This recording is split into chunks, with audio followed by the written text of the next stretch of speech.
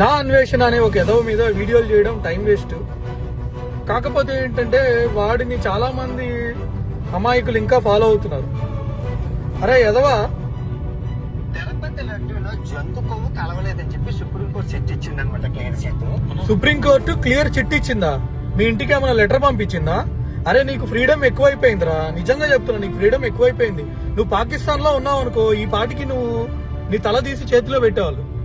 నువ్వు చైనాలో ఉన్నావు అనుకో, నిన్న ఆ రోజు ఫినిష్ చేసేసి ఏదో ఒకటి చేసేవాళ్ళు. కనీసం న్యూస్ కూడా బయటకు వచ్చి ఉండేది కాదు.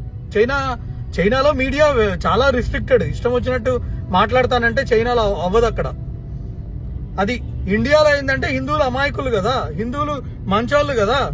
సో ఈ మంచితనాన్ని నువ్వు చేతగానితనంగా తీసుకుంటున్నావు.